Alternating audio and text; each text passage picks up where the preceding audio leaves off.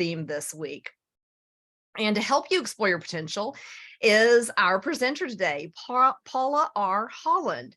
Paula is an expert in bringing out your full potential and being happy while doing it. Doesn't that sound cool? She's been coaching for 15 years and knows, that feeling happy opens one up to your full potential, right? If you can consistently feel that happiness and your potential both professionally and personally, and as contributing human beings. Great thing. She's a mental fitness coach. She's a speaker. She's an award-winning author and an artist, and she has 20 years as a cancer survivor. And her passion is reconnecting women who feel trapped and unfulfilled in life. Here she is to tell you about the 5 essential overlooked superpowers to expand possibilities for performance, well-being, and life satisfaction. Paula, take it away for us. Thank you, Stacy. And I want to say thank you to everybody who's willing to take time out of their busy day today and their buzzing phones for 45 minutes to hear what I have to say. And so thank you for being here. And before I dive into the presentation, I wanted to tell y'all just a little story, and then I'm going to ask you a question about it at the end. So the way that I became aware of the ability of achieving potential, and by choice rather than the universe kind of whacking you on the head with it, was I was 39, 2 years post-cancer. My life sucked. Physically, I was recovered. Emotionally, I was still struggling with rebuilding a new life, because the old life, the one that made me sick, I wasn't willing to go back to it. And not only was I not willing to go back to it, the desire to be happier, to do more of what honored me, to be healthier, it was compelling. It wasn't like, oh, I'm going to do that someday. It's like, I have to do it now. And that manifested in some interesting ways. But the first thing I decided was my job was too much. I wanted to quit my job. I wanted to take some time to get my life back. So I sat my partner of 8 years down, and I was getting ready to tell him that I wanted to leave my job. And what came out of my mouth was, I don't think we should be together anymore. And my eyes got really big, because I hadn't even admitted that to myself. And his eyes got really big because he didn't know anything was wrong. And he said, okay, Paula, well, if that's the way you feel, that's what we should do. And 10 days later, I was in a new place. And then I thought, well, if I'm going to quit my job, I should probably buy a house. So I bought a house. And by January of 2001, I was sitting in a brand new house with no job, no income. My saboteurs were going crazy, telling me that how could I possibly have done something so stupid? This was never going to work. If I was lucky, living in my car, if not, sleeping on the street. And everybody in my life was going, oh my God, Paula, you're having a midlife crisis. What are you doing? This is crazy. Why are you doing this? And yet there I was, standing there with no income, no job, no clients, not a whole lot of money in the bank, and a looming mortgage payment. And my question for y'all, and I would really appreciate it if you would put in the chat, is how do you think that worked out for me?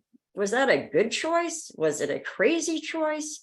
What's your gut response to me doing that?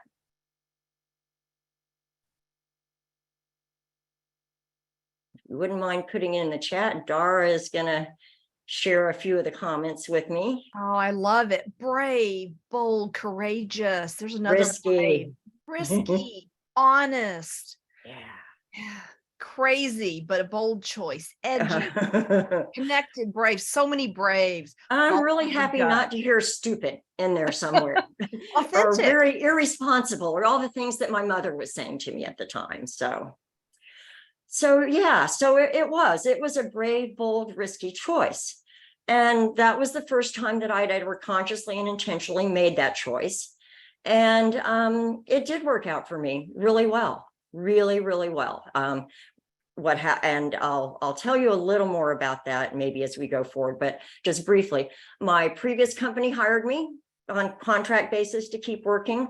My friends started telling, colleagues started telling people about me, and within 90 days, I had a a flourishing business, and I was happier than I'd ever been in my life. So it's important that we not only stay in our thinking brain, our path of how we normally make choices and decisions when we want to expand what's possible for our lives. And I'm going to go ahead and start my share screen now. Which almost didn't work and scared me. And so here I am today. I'm really excited to be talking with y'all about this. And it's just a beautiful opportunity. So one of the things that I want to go ahead and put on the table now are the superpowers. The superpowers that, sorry, I'm thrown here for a moment, but the 5 superpowers that kind of helped me make this process work was, the first one was empathy. My saboteur was beating the heck out of me. And without empathy for myself, I would have just curled into a little ball and stayed miserable. If I hadn't had empathy for myself, I wouldn't have been able to look at the mistakes I made and said, oh my God.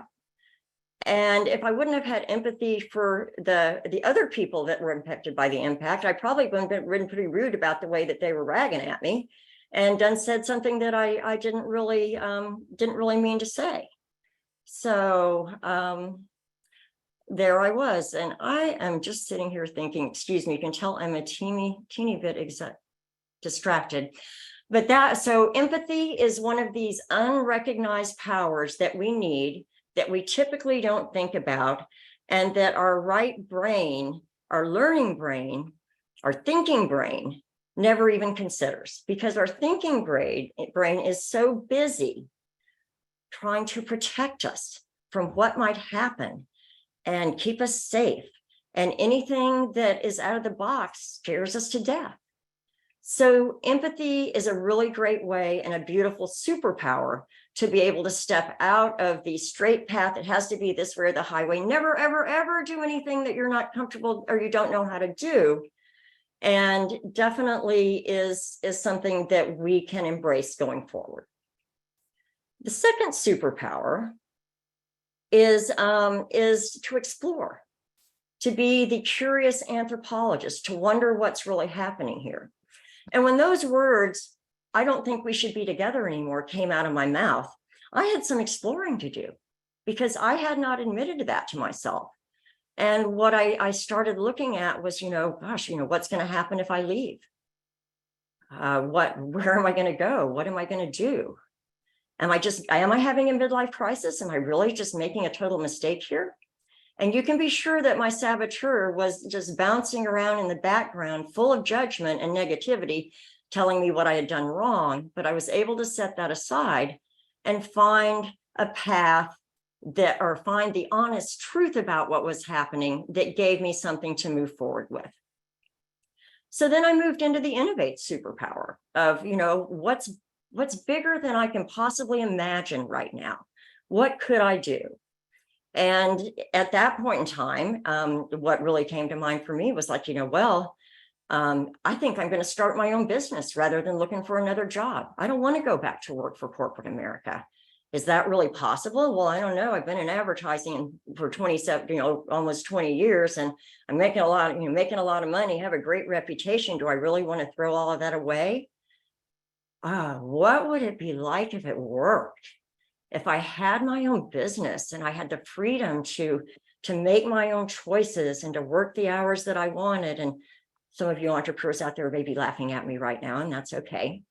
But I really just started throwing out. I could move. I could go somewhere else. I could do a totally different career. I could do anything else. But what I was realizing through that time was that what was really happening for me was there was a burning desire to help cancer patients not have to go through the emotional turmoil and trauma that I did trying to get their lives back on track after cancer. So I actually became interested in coaching. And that was a total out of the blue, email crossed my desk from some people who called themselves cancer coaches. I was like, that's interesting. That might help me figure out what to do with this folder full of ideas that I have. And what they said to me was, we'd love to have you come with us, but you've got to get some training. And so I did. I went to a ICF certified training program. I did the full program that included getting a full credential by the time that I came through ICF. And it was a really wonderful thing that I did, because cancer patients were not willing to pay me for coaching services, but the oncology healthcare professionals were, if I had a credential. And if I hadn't had a credential, I would have been out cold, and I would have missed the best part of my professional career, which was really bringing the concept of life coaching into the world of survivorship for the oncology industry. And I had a wonderful period of time working in that world and helped a lot of people. Never would have happened if I hadn't imagined something bigger for myself than I had believed was possible before. So then the fourth part of the fourth superpower is called navigate. And it's a look at the big picture, a checking in. And you can be sure that before I made that decision to invest a lot of money in 2 years of my life in getting trained as a coach, that I gave it a lot of thought. I was leaving behind something fairly solid. I was going off doing something that I didn't really know if I was qualified to do or not. I was checking in with my higher power, my spiritual, my wiser self, going, I don't know. And at the end, I had to ask myself, at the end of my life, when I'm sitting there happy, healthy, and have had a life well lived, is whether or not I make the choice to take this leap of faith, will it matter or not? And the answer was a resounding yes. I can't not do it.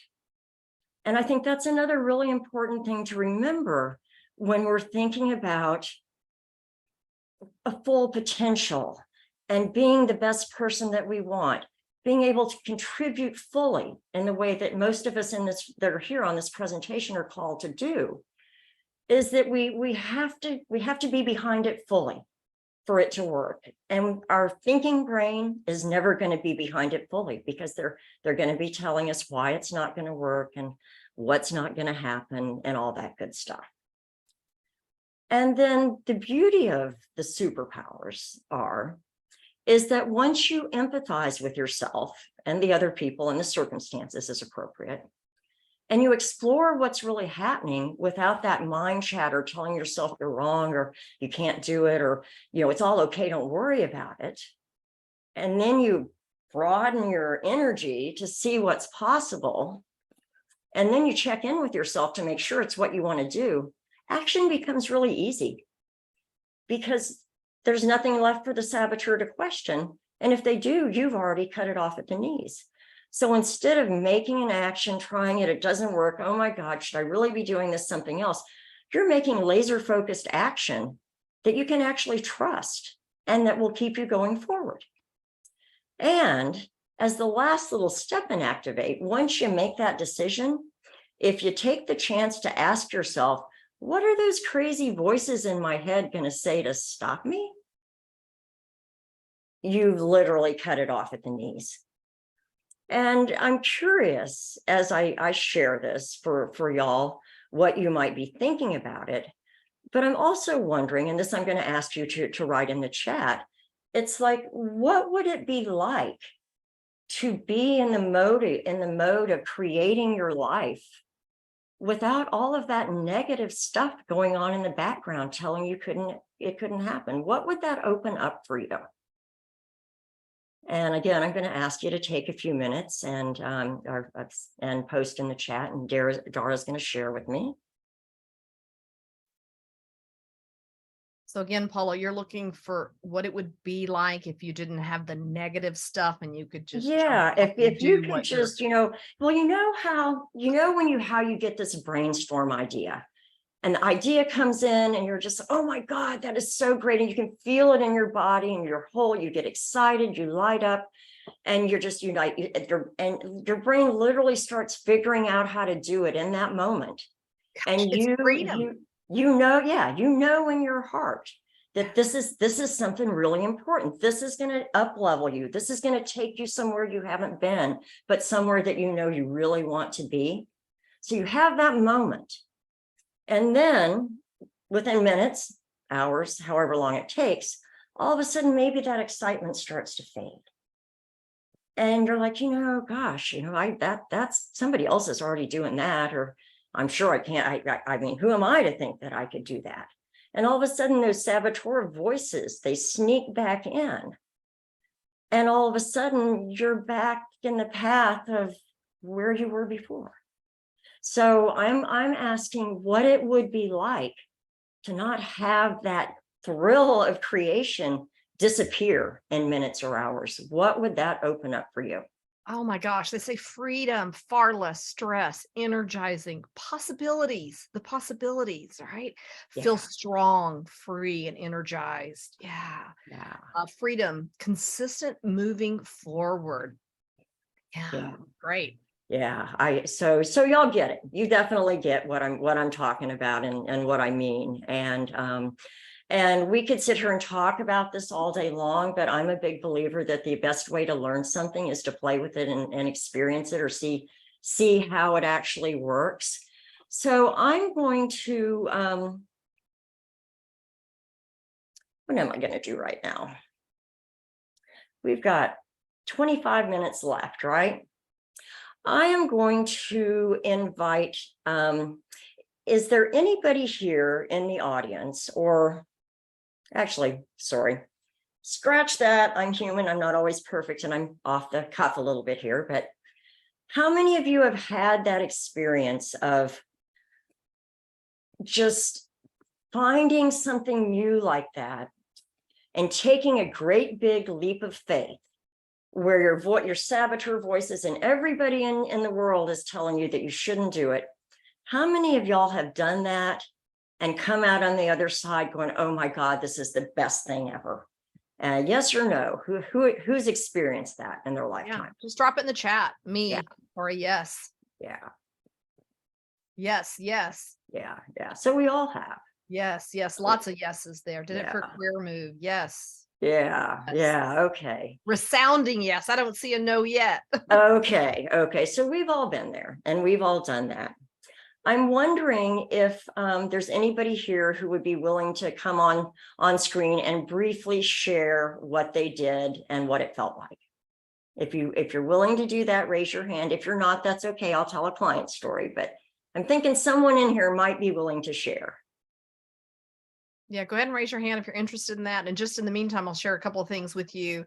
I think Erica is. There are a couple of people in the audience that are in the process of this, Paula. How exciting. They're right on the cusp of it. But Erica raised her hand. So if you'd like to come off mute and share, that'd be great.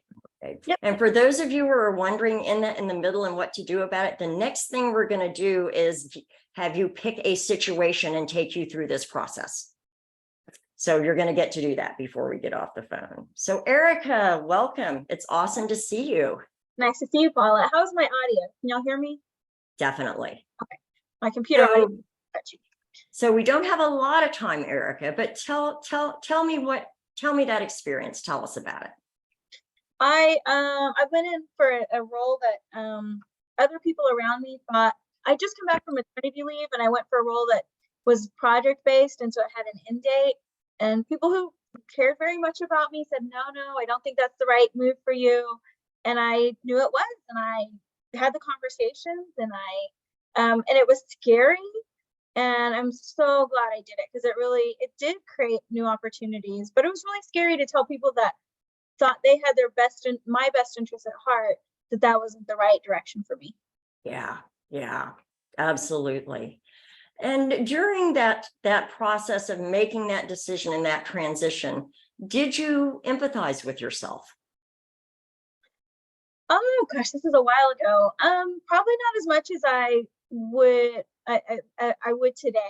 Mm-hmm. It was a lot of anxiety and uncertainty and fear and tension. I don't know if there was a lot of empathy that I had developed for myself at the time. Okay. If you'd had the empathy, would it have made it easier? I think so. I could have been just a little bit more calmer in my decision, like a little more certain that it's okay if other people don't agree. Yeah. And all of these other powers here, I know would have helped you for sure. And would it be worth to not have that stress and empathy, that stress and anxiety? Would it be worth investing in exploring the superpowers? Would that have been worth your time and energy at that point? It definitely would have. Yeah, absolutely. Okay, all right. Okay, thank you, Erica. I really appreciate it. And let's give Erica some applause for taking the leap of faith and taking the risk. Thank you, Erica. All right. Well, I'm really glad that everybody answered yes, one of these experiences. But I'm also willing to bet that every person on this call has something going on in their life right now that is possibly creating stress for them. And what we're going to do now is we're going to go ahead and we're going to look at this. And what I'm going to ask you to do is take out a piece of paper and a pen and draw a line at the top. And we're going to start by writing down a challenge. And we're not looking for the biggest challenge in your life right now. And we're not looking for a challenge that is meaningless, but something that's been ongoing for a while that definitely triggers you or keeps you stressed out or anxious a little bit that you would like to see a shift in. And you're not going to have to share this out loud with anybody. This is private for you. And so just write at the top of the paper, my marriage isn't working, or I hate my job, or if I don't lose some weight, I'm going to make myself crazy. Anything at all, any area of life, it can be personal, business, family, relationships, general overall happiness, but write down what you would work on. And when you're done, if you wouldn't mind raising your hand, hitting the little raise your hand button, so we can get a feel for when most of you are ready to go forward. And if you don't have anything, nothing comes to mind, I encourage you to trust your intuition and go with whatever other happened. If there's something that happened in the past that you would like to go back and revisit, that's another possibility that you could use.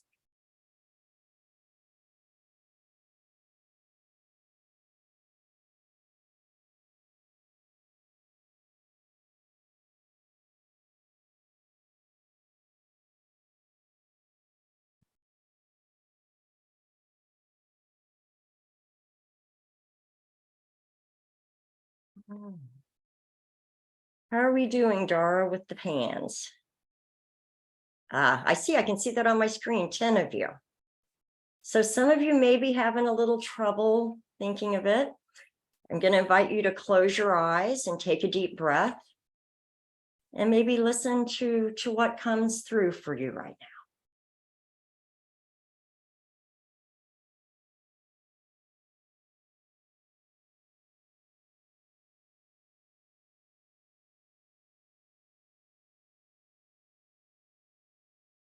Okay, and you are certainly not obligated to participate in this at all, but I would love it if you would. So now that you know what your challenge is, I want you to, again, we're going to go through this fairly quickly. You can always come back and revisit it, but in this situation, where do you need empathy for yourself? So write the word empathy on your paper and then jot down a few notes about, in this situation, how would empathy make this better?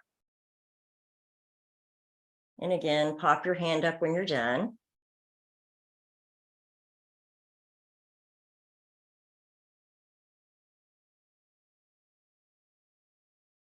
Y'all are doing great, by the way.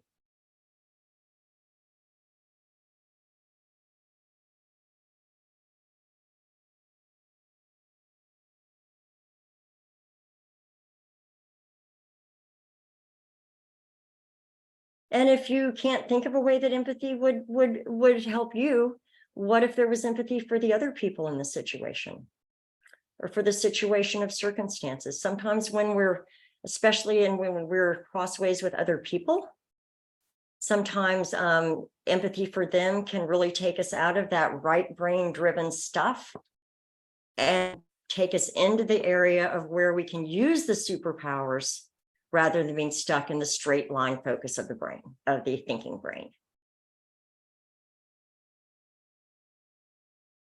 And I'm going to jump in here real quick. For those of you, depending on your device, if you're looking for how you raise your hand, depending on your device, it's at the bottom of your screen. You may see reactions. It just depends. So, or under the ... or you may see more, and you can use that, go there. Just remember to lower your hand afterwards as well. Okay. So from here, we will go into exploring what's the truth of the situation, what are the implications, what I don't know about, what don't I know about the situation.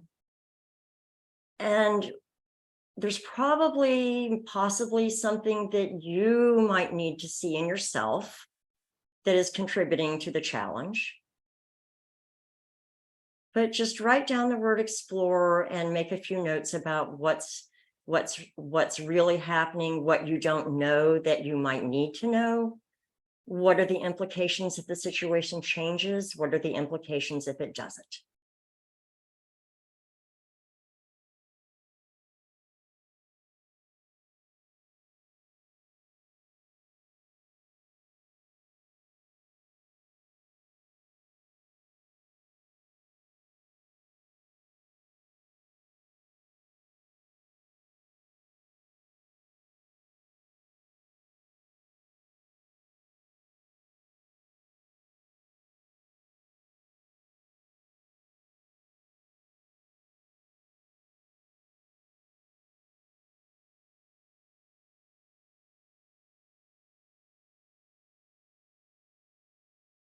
Raise your hand when you're ready.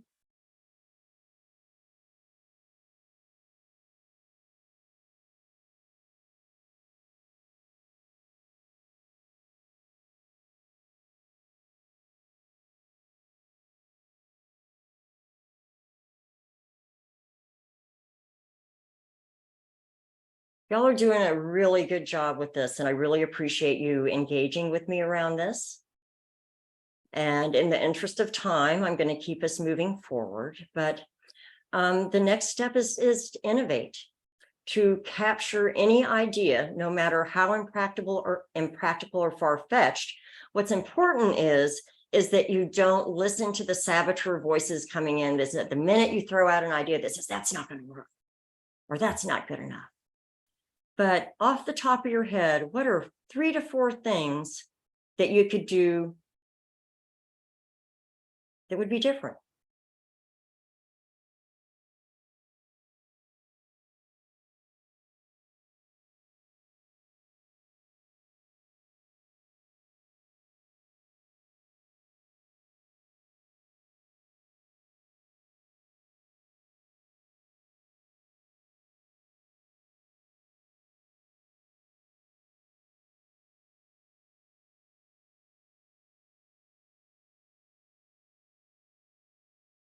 And when you're ready, you can go ahead and move to the bigger picture question, the navigate power of how much does this really matter in the big picture?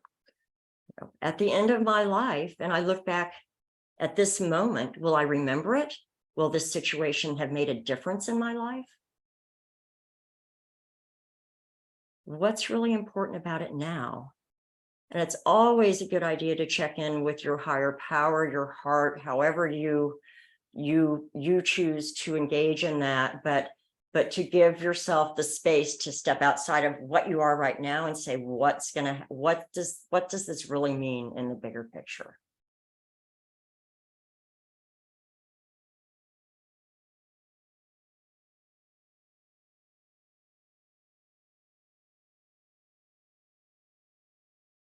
Sometimes it's just as simple as answers, does this matter or does it not?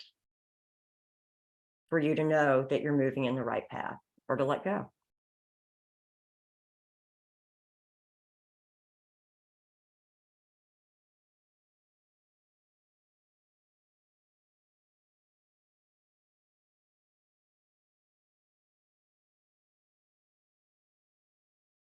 All right, I'm seeing the hands, and I really appreciate the participation. And now we're going to go into what's your action? What is it that you can do about this situation? What comes to mind first? And I really do encourage you to listen to your instincts and make sure that your brain isn't driving this choice. Because if your brain is telling you that you need to get out a list, set down a piece of paper and list out your action steps, you are definitely in the thinking brain mode rather than the wise self mode.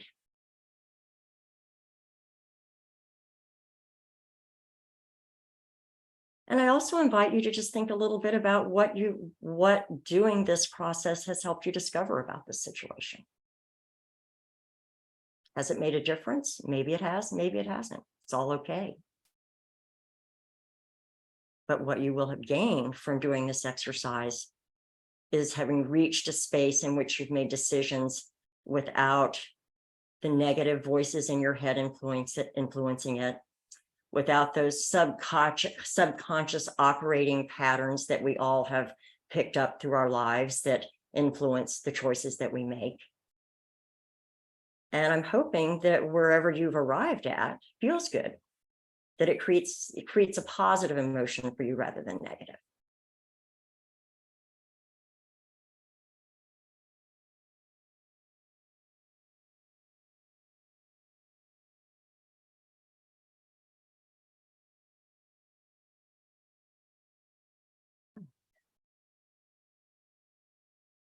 So gives you just another couple, maybe another 30 seconds or so to finish up. And again, if you're not done or you're not comfortable doing this now, but you want to do it later, you can certainly do that.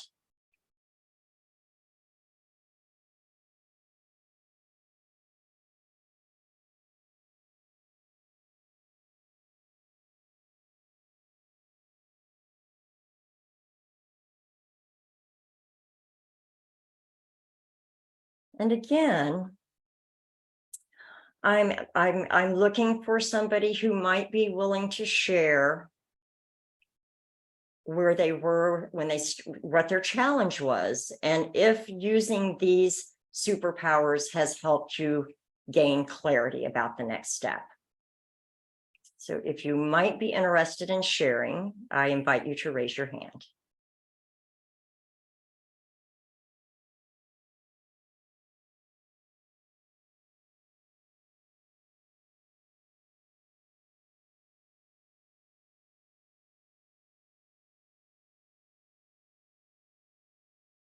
Let's see, we have a couple hands raised. And so Dara, do you want to choose whoever went first? Whoever raised their hand first? You know what, Dara may not be here. So I'm the new Dara. Oh, it's Tracy. Tracy, welcome. I'm not sure who raised their hand first, but how about Dan? Okay. Dan, you are up. If you're willing, you can unmute and respond to Paula.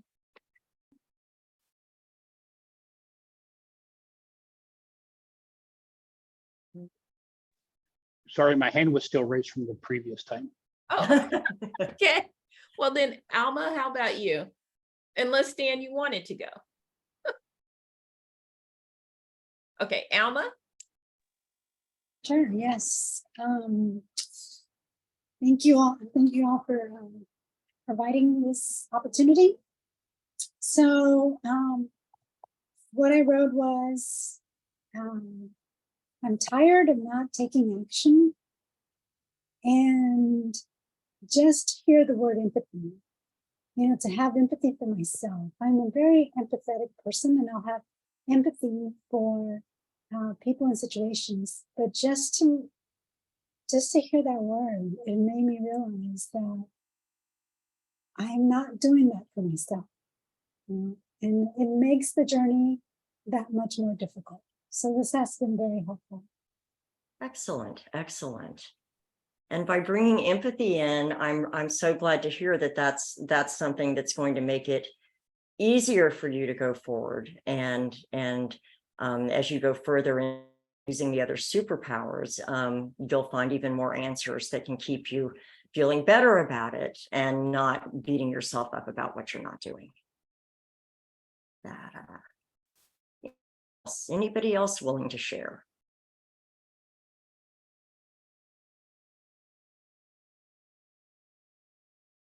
Okay, then I am going to, we have about 7 minutes left. So I'm going to share a quick client story of how the superpowers can be used. And I want to make clear that you don't always use every superpower every time. In normal situations, you may, let's say you're in a conflict with somebody and it's getting nasty, and maybe you've already got empathy going, but what you really need to do is explore what's going to happen if I make this decision. So the powers can be used individually, or they can be used in a sequence. And if it's a bigger challenge that you've been hanging on for a long time, if you'll go through these step by step, you will end up with a whole new perspective of what is possible at the end. But I'm going to share fairly quickly, is a client of mine. And she was telling me that basically that she had reached the point with her job that she hated going in the door in the morning. And she would literally sit in her car in the parking lot before she going and just thinking about all the awful things and that she had to go in because she was the manager and she ran the place and she had to do it. And there was this one employee that was just, I thought she'd really made a bad hire because he'd been there for several months. And he just, not only was he not really getting the work done, he wasn't really making an effort to switch it. And he was almost reached the point where they were kind of avoiding each other because they'd had a couple conversations that didn't go well. And so I asked her, what would happen if you had empathy for yourself? It's got to suck sitting there in the car waiting to go in. And she thought about it for a minute and she said, well, yeah, it kind of does. And I could hear her energy lighten up a little bit. And I said, it's not that anybody's doing anything wrong. It's a circumstance that we're all in. What do you think it's like for him? What do you think's happening with him? And she's like, well, I don't really know. He won't say anything, but, I imagine it doesn't feel really good for him to be coming in here every day and knowing that he's in danger of being fired and not really doing anything about it. Or, I don't know, but I guess I consider that it's probably not feeling very good for him too. And then I asked her the circumstances. It got to suck. You guys are both having to go into this job every day and you hate it. And she said, yeah, it really does. And by that point, I could hear her energy coming up a little bit. And so I asked her, what's the real situation here? What are the implications? What happens if you fire him? She says, then I start the whole process over. And I have to do double the work while I'm waiting for that new person to be hired. And it's going to be a disruption to my department and possibly to our clients that we serve. And she said, what would be, and my question was, well, what could happen? What would be the best case scenario? And she says, well, it would be that he would start doing the job and I didn't have to worry about it anymore. And we brainstormed a little bit about, well, how could that happen? What would happen?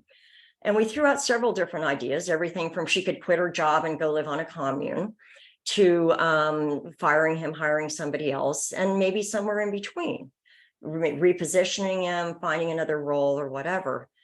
And so I asked her again, how important is this? What's the impact of trying to make it work versus not? And she said, I really feel like I'd like to give it one more try. And so what's the first step? She said, it's to talk to him again. And I said, great. Let's talk about talking to him without being defensive. And so she went in and she saw him down the hall and he started to turn and go the other way. And she said, Bob, come back. I want to talk to you. Good morning. I'd like to talk to you. And he turned around and was just, whatever. And she said, hey, let's take a few minutes, come into my office. And she said, I noticed that this isn't working. You're having a really hard time getting up to speed. And I realized I hadn't really asked you what's going on and what you thought about the situation. And he tells her that his wife had been diagnosed with cancer between the time that he got hired and started the job, that he wasn't able to focus as fully on his training, he was thought. He knew that he was messing up and wasn't doing a good job. And he was so terrified that he was going to get fired that he was afraid to come and ask for help. Now, I think every single one of us can see the solution that's going to come out of this. He gets a mentor, he gets some additional training, he turns around, he's loyal for life. But sitting there in that car, dreading coming in with the thinking brain telling her all of the reasons why this was not going to work and wasn't going to happen, she would have ended up on the other side. She would have ended up firing him. She might have started over the process again with somebody. So it doesn't matter what the challenge is. The opportunity for you to be bigger, to expand your ability to show up with empathy or curiosity rather than frustration, to look at where you are and say, wow, maybe this doesn't matter in the bigger picture. I want to find something that does. It is worth the time to invest your energy in these 5 superpowers, because if you don't, nothing will ever change permanently. It is possible to achieve success through your thinking brain, no doubt about it. That's the way our culture operates. That's what we're doing. But we're not always that happy while we're doing it. If you can use the sage brain, the heart-based part of you, your intuition, along with your thinking brain as you make decisions and create things, not only will you have more success, you will feel a whole lot better while you're doing it. So I want to out of time. So I want to thank you all so much for being here. And I believe we will be able to give you a copy of these slides so that you will get this handout. But you're also welcome to put your name in the chat if you would like to send it to me. But again, Paula R. Holland, and you can also get the free Using Sage Powers in Daily Life by snapping the QR code. And I'm always here to have a conversation if you're interested in having a conversation about what's happening. So thank you so much for being here today. It's been wonderful to spend time with you. And as you go back in and open up your phones and start the chatter again, and the saboteur starts creating stress for you, I want you to take it through a few breaths and have some empathy for yourself. Thank you so much for being here. Thank you, Paula, for your presentation. That was awesome. And thank you all for coming to today's, sorry, let me turn my camera on. Thank you for coming to today's Lunch and Learn. We have one more Lunch and Learn before we wrap up this week.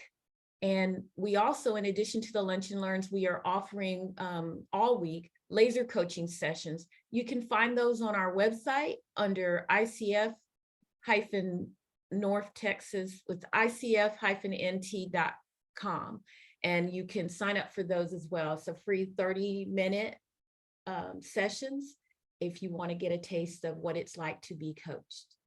So I'm going to leave the screen up for just a moment. If there are any of you that still want to get a screenshot or copy that or snap that QR code, but you're welcome to leave. And again, thank you all for joining us today.